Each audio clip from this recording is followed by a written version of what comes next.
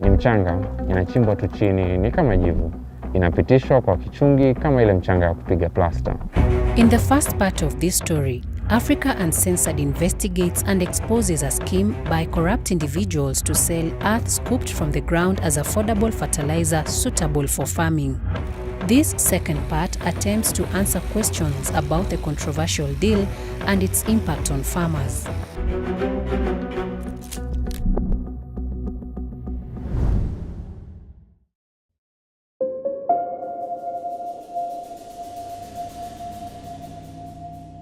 We reached out to the individuals and companies involved in the manufacture and sale of GPC fertilizer across the country, and here is a twist to this story.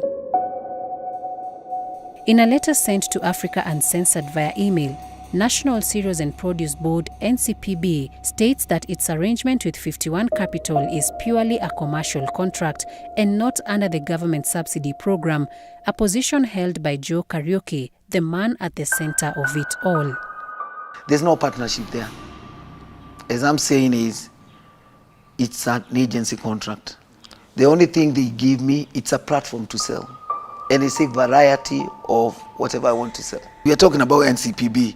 You should be talking about we still have the same arrangement with KFA. We have the same arrangement with agro dealers. It's everybody. So let's not particularly talk about NCPB. Let's talk about in general how I do business. However, the modality around the sale and distribution of this product raises more questions. First, while transporting the alleged fertilizer, our whistleblower Bob says that he met no resistance. Na pengine mkisafirisha barabarani, mkwa mnasimamishwa na polisi? Tulikuwa tunawaambia tumetumwa na serikali. Hakuna venye wangetusimamisha.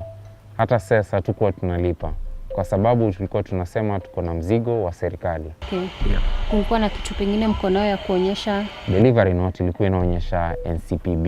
Bob also discloses that this highly guarded venture paid more than what he makes in his normal earnings in the transport business. Walikuwa wanatulipa vizuri kwa maana kila ukiingia kwa ile kampuni, ukienda na urudi ulikuwa unaekewa mafuta shilingi 20,000. You're given 20k and 20k fuel. Ukiekewa mzigo ilikuwa ni kama umeekewa kitu ambao ni gold. Every 10 kilometers unauliza imefika wapi. Ilikuwa guarded kabisa. Secondly, the consumers who spoke to Africa Uncensored on camera claimed to have been mobilized by state officers to buy the products. Sasa vile hiyo mbolea ilifika kwa cereal board, tukapigiwa na watu wa agriculture ati kuna mbolea kwa cereal. Tukaenda. Sasa ukifika pale hakuna kubeba pesa kwa mkono, pesa iko kwa simu. Ukifika unapewa till. Bila hata kuingia uangalie ni mbolea gani. Tukalipa hiyo pesa. Kwa nilichukua 150 kgs. Ilikuwa 25 package. And he stressed that that fertilizer is good, being that it was organic fertilizer. He said that the yields will be better. Chukua moja uende ujaribu.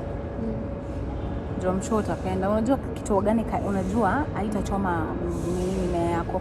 Hiyo ni kitu unajua kwanza. The information we've so far gathered from our secret filming, Bob's revelations and damning nutrient analysis to those behind this scheme prompt tough questions on the glaring system failures and collusion between government and corrupt individuals.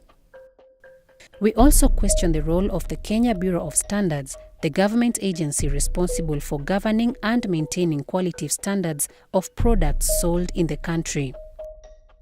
Huwa nikiona KEBS nafikiria hiyo kitu ni kitu ya muhimu ama kitu ya maana. Naweza jua ni original, kumbe haikuwa original. I remember there was a time I saw such a bag in Kiganjo, Cereals Board, but I did not purchase it. Normally, I don't purchase fertilizers that I have not used. And if I happen to buy a new fertilizer, I normally take it for analysis to ascertain that the nutrients that are declared in the bag are actually the one that bears or reflects the content that is within the bag. So I did not get to use that fertilizer. farming is about yields. We reached out to Kenya Bureau of Standards via email to seek clarification over this matter. However, by the time of publication, our queries remained unanswered. Sitting underneath this table are helpless farmers who, with the rising cost of living and commodity prices, relied heavily on this subsidy program to salvage their livelihoods. Ile usemi walikuwa wanatumia kuuza hii fertilizer, walikuwa wanasema imetoka Mombasa na imekuja na SGR na inadistributiwa kutoka Naivasha. Kwa hivyo watu wengi walijua ni fertilizer ambayo ilikuwa imported.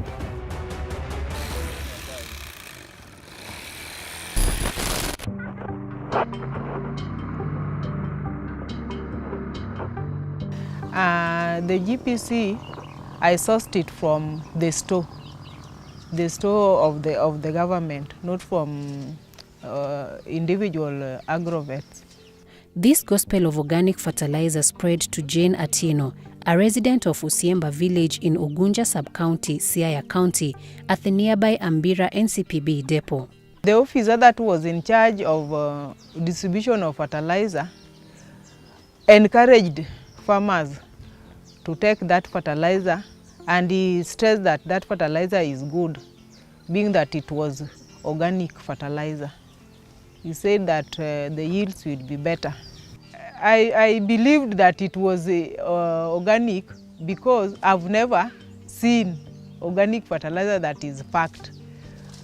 Because here in the village, the organic fertilizer that I know is normally maybe just being scooped with the spade and applied on the holes. However, Jane says that her belief was short-lived when she got back to her farm with the product ready to plant.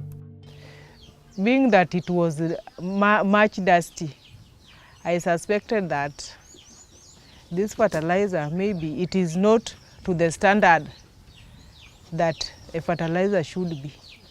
When I was applying that fertilizer, a lot of it was being swept away by the wind.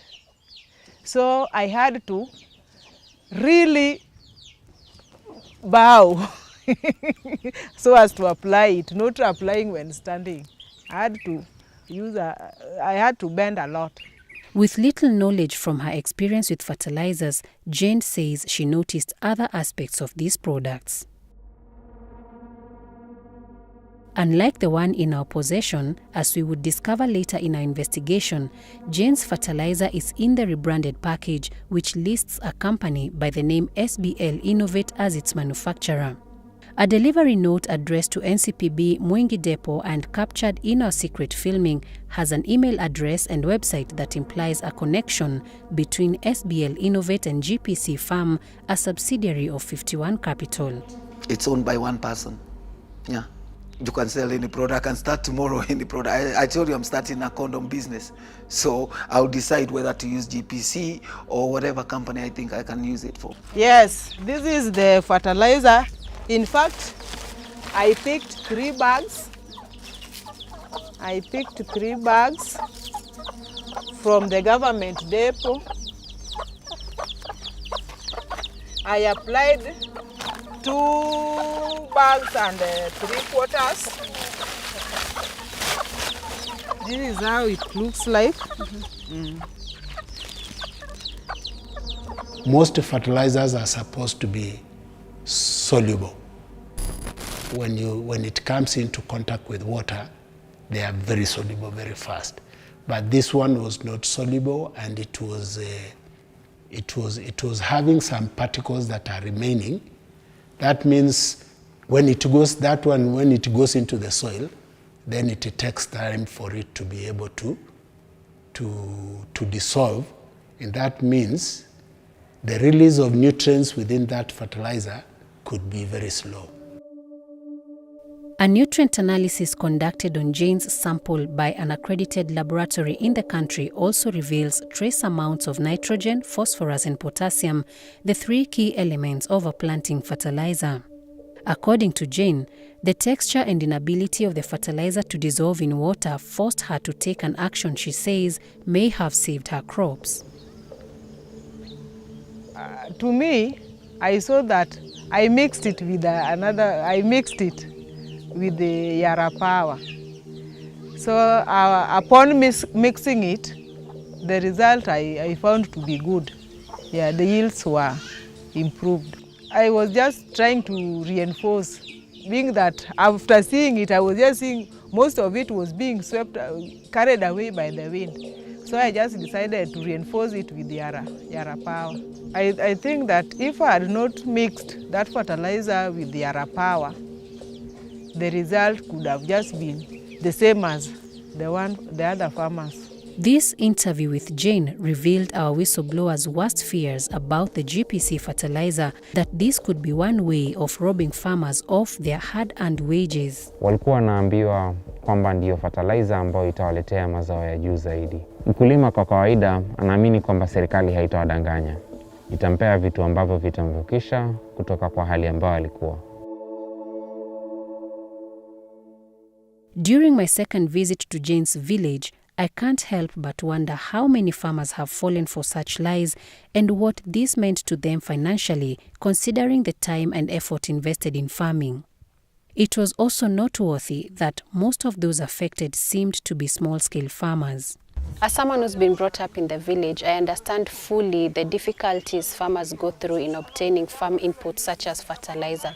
And one of the most difficult parts of this story has been being able to get farmers to open up about their experiences after using the GPC fertilizer, which they thought is genuine organic fertilizer from the government, but the story is different.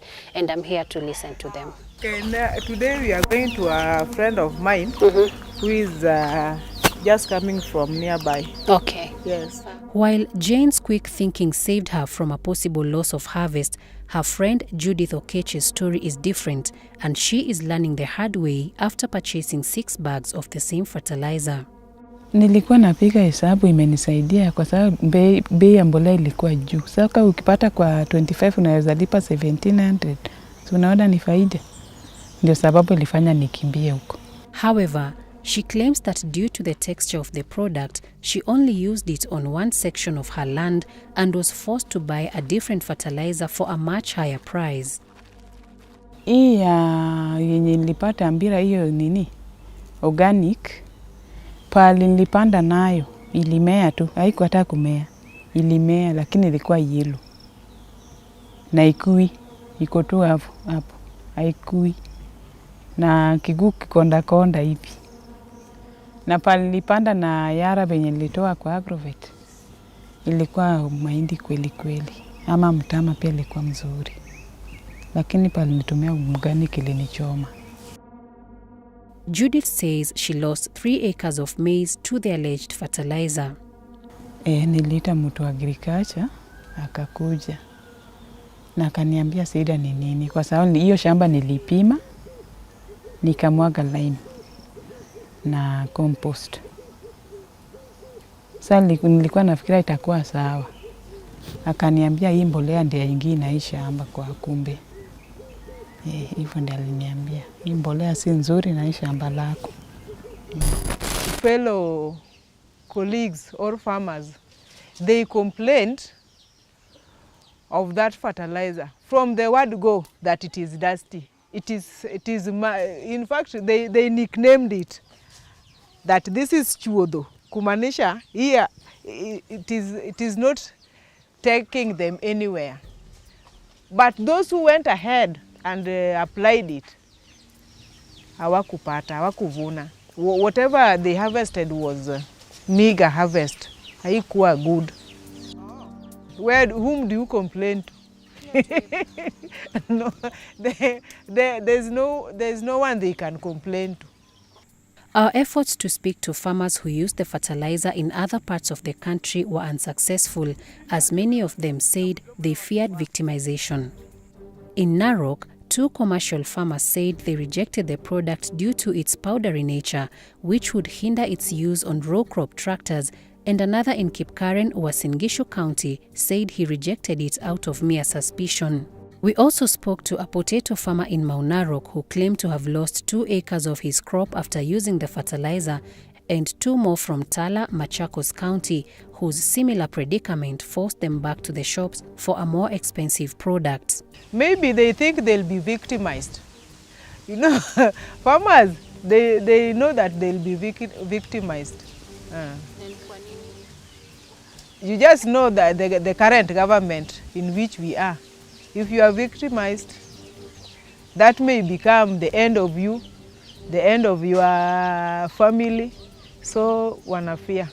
That is why there is that fear. They are closed and they are being affected. They don't want to open up. Me, I'm not scared. I'm not. Sinaona nini ya KEBS. Sasa nikiona nini ya KEBS huwa nafikiria hiyo ni original. Siwezi jua ni fake kwa sababu kila kitu ukishaona KEBS unajua hiyo kitu ni nzuri. Kumbe ni porojo ya Kenya. The distribution of GPC, earth scooped, packed and marketed as affordable organic fertilizer and sold at NCPB stores across the country is a reflection of a flawed system that is easy to manipulate for private gain. A search through tens of thousands of contracts and tenders on the government's public procurement information portal has turned futile, as we could not find any information about the partnership between NCPB, 51 Capital and African Diatomite Industries Limited to supply subsidized fertilizer for a period of 2 years. Our request to NCPB for its list of pre-qualified vendors remained unanswered. However, there is an open pre-qualification notice for supply of goods and services to the parastatal, including that of different types of fertilizers that runs from 1st January 2022 to 1st July 2024. Could this be the door that allowed the entry of a plot to reap from the fertilizer subsidy program across the Uhuru Kenyatta and William Ruto regimes? What drives people into business? You find that certain businesses have attracted more people. It's because of the returns. So fertilizer is a hot cake. And when it comes to planting seasons, everybody is looking for fertilizers. Now it's very easy to sell fertilizer, to steal and sell fertilizer, because the demand is high. To make a fertilizer, there's a lot of input in it, in terms of the materials and the costing. Okay? So when the government talks of subsidized fertilizer, I believe it is not talking of subsidized quality. The quality should remain the same. Is it possible that Joe Kariuki, a self-proclaimed jack of all trades, and African Diatomite Industries Limited, a company dealing in the mining of diatomite, could be capable of solving the fertilizer crisis in Kenya? You kind of chuckled when I told you that this particular fertilizer is being excavated in Kaliandusi. Why is that? Because I don't know any source in Kenya where fertilizer or raw material to manufacture fertilizer get mined. Never been a forum where farmers can share their views on the fertilizer. Even the government themselves who supplied this fertilizer to the farmers, they have never called the farmers to ask them how the fertilizer has performed on the crops. And who in the Kenyatta and Ruto governments are protecting the masterminds of this scheme that has run for almost 2 years? Nimesema kama amepatikana Kenya hii ashikwe, afungwe. Na rais alisema mambo ni matatu. Yeye akipatikana ashikwe. Hata asipelekwe mbinguni bila kufungwa. Afungwe kwanza.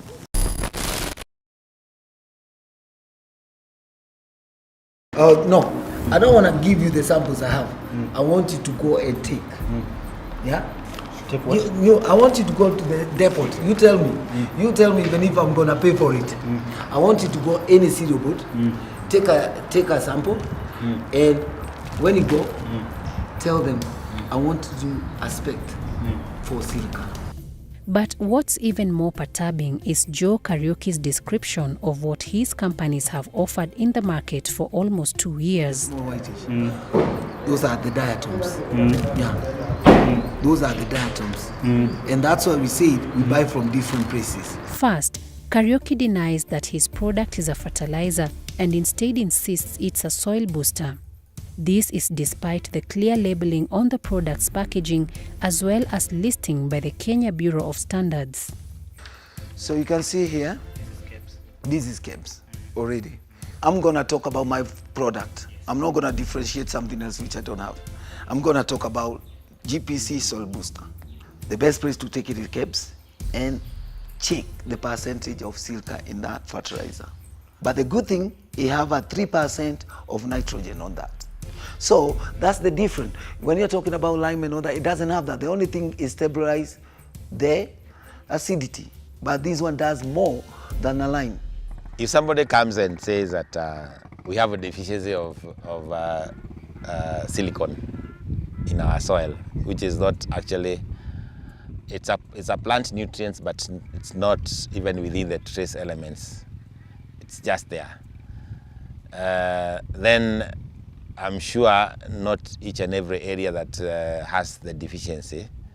And then this fertilizer should be designed for that particular region, but not a blanket application. In addition, while purchasing the product at different stores, it was not made clear to us by neither officials from NCPB nor GPC about whether we were buying a fertilizer or a soil booster, also known as a soil enhancer. You see, the soil, the plants keep on using the what? Keeps on using the nutrients in the soil. And at a point, they are depleted. So fertilizers actually are to boost the availability or to increase the availability. When you talk of an enhancer, soil enhancer, it's like you want also to say it's an amendment, but maybe you want to improve the structure of the soil in terms of maybe texture, bulk density, that is the compactability of the soil, okay, to improve on the soil structure so that maybe it is more loose and the air spaces are more, okay, so it can be able to absorb a lot of water and retain it. These holes were left by the decomposing organic matter. And then it becomes very rich in terms of aeration.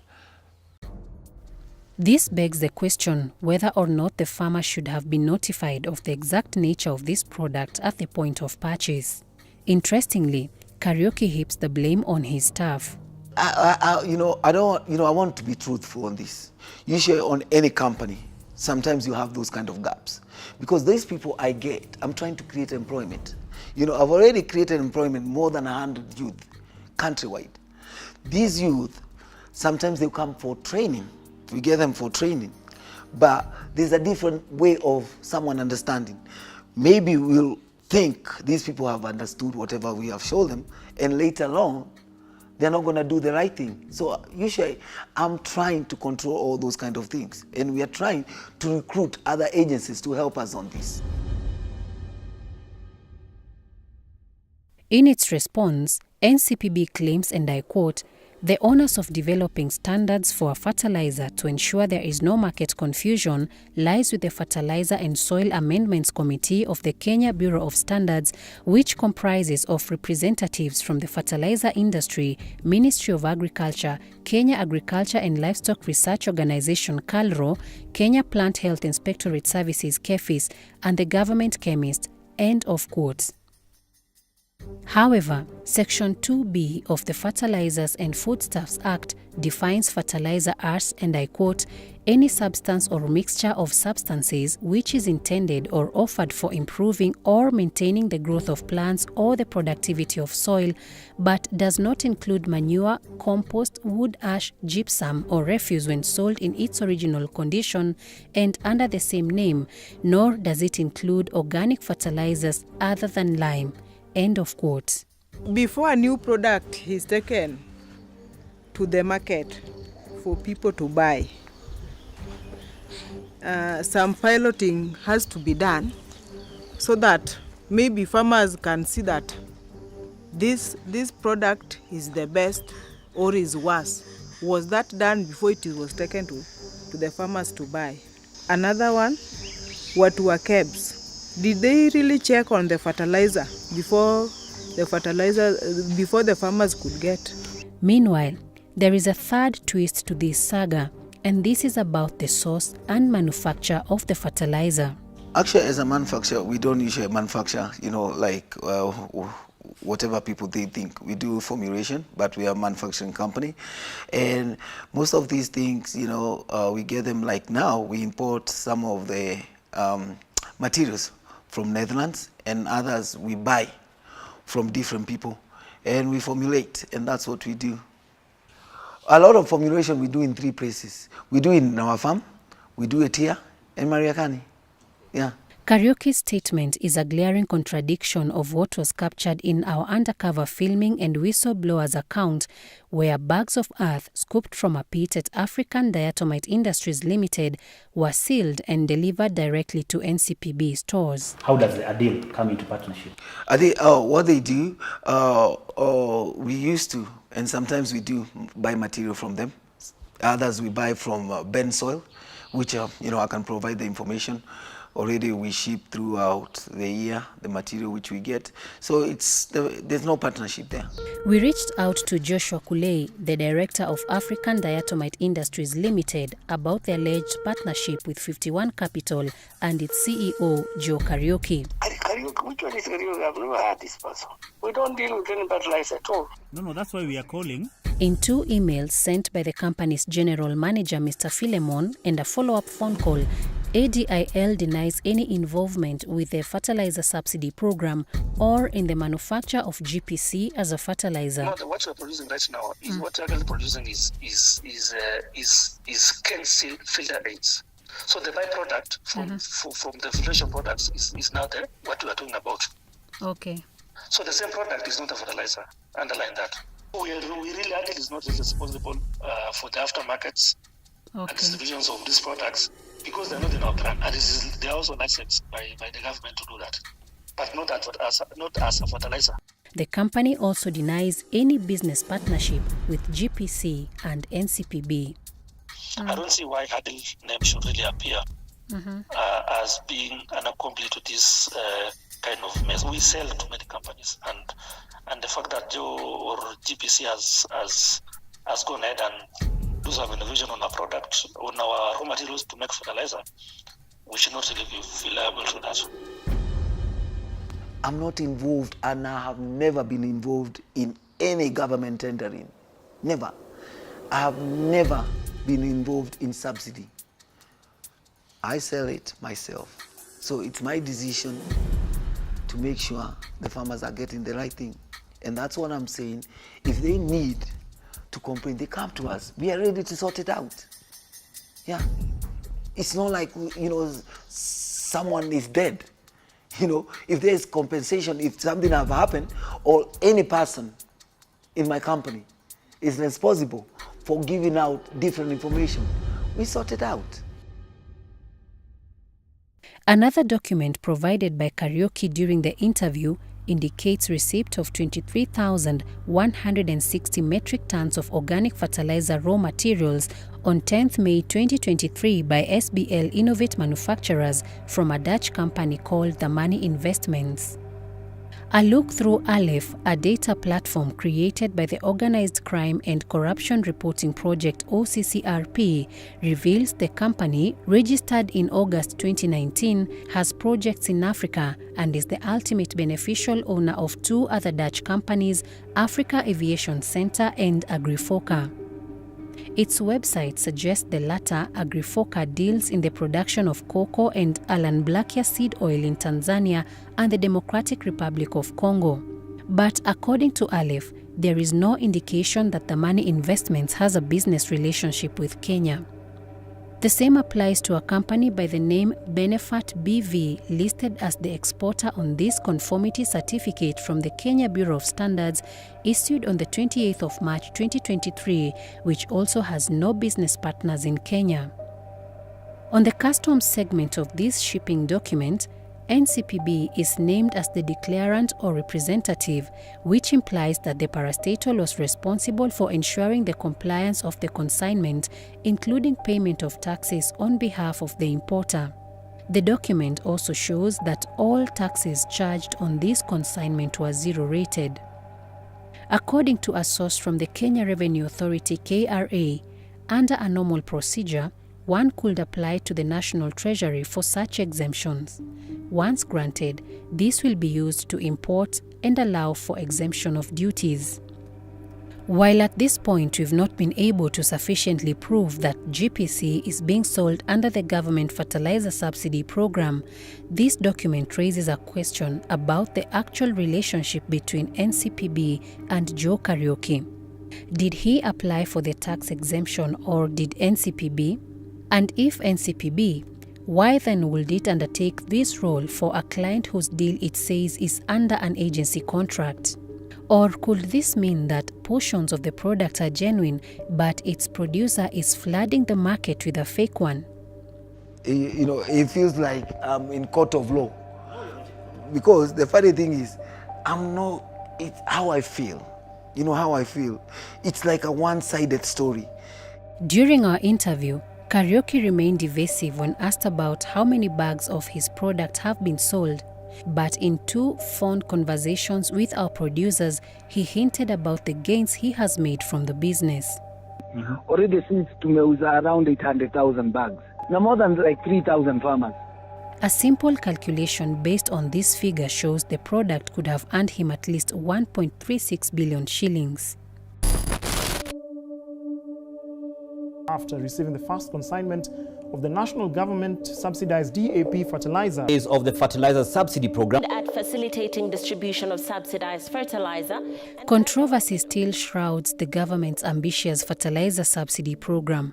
An audit report released in December 2023 by the Auditor General Nancy Gathungu raises questions on the success of the program and whether or not it benefited farmers across the country. One of the challenges listed as a hindrance to the successful implementation of the fertilizer subsidy program is complaints by farmers interviewed during the audit about not getting the right type of fertilizer during the planting season. Others were variances in the registered acreage vis-à-vis the quantity of fertilizer allocated in the ERP mezzanine system used for distribution of fertilizer. Some farmers did not receive e-vouchers despite being registered in the system, and lack of a monitoring and evaluation mechanism for the program also made it difficult to ascertain its success. The main suspect in the subsidized fertilizer fraud will remain incarcerated at the Industrial Area Remand Prison till the 15th of this month, pending a bail bond determination. Meanwhile, the National Cereals and Produce Board has been busy with this case where Benjamin Kuto is accused of defrauding it of 400 bags of subsidized fertilizer, and another where Robert Kipngetich Bet is accused of stealing the product in Narok County. Led officers to the Grace Covenant Church, where officers nabbed 252 50 kg bags of government-subsidized fertilizer.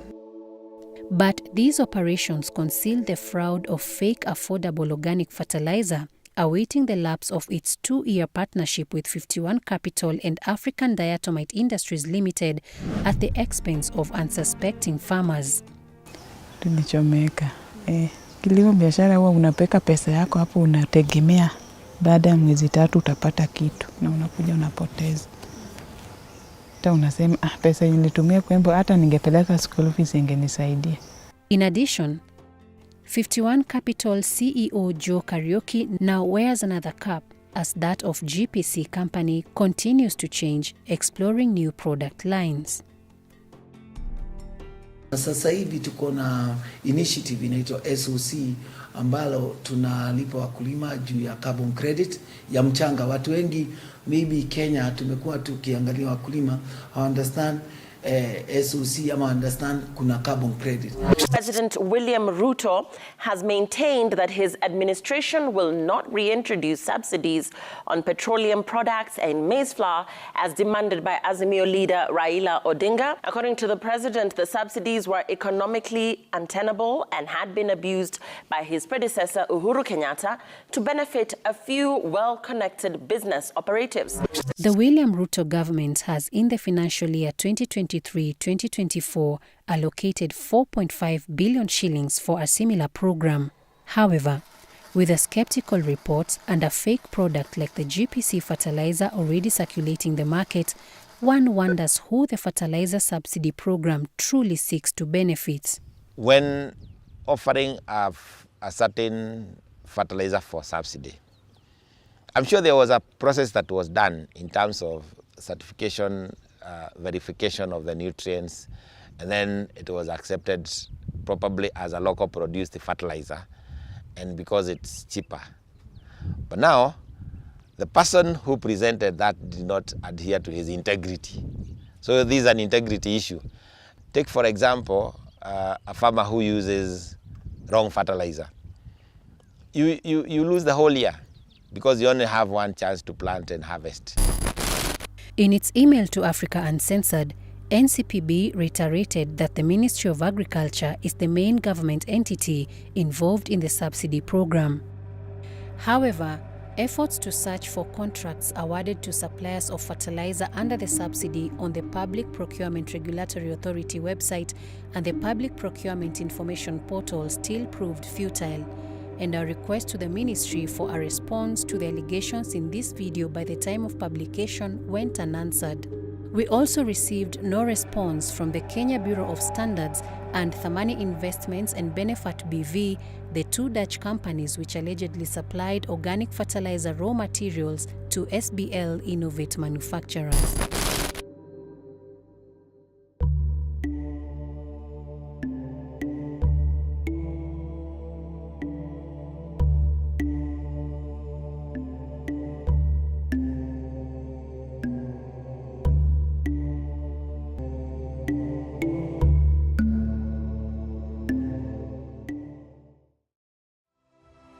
Hi, my name is Cynthia Gishiri. I'm a reporter and producer at Africa Uncensored.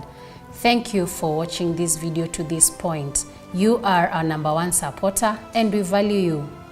To maintain our independence and be able to bring you more in-depth and balanced pieces, we are asking for your financial support. You can do this by becoming a member on our channel or our patron on Patreon now and support our work. The link is on the screen or in the video description given below. You can also send us your support via M-Pesa directly, either on the screen or below. Thank you.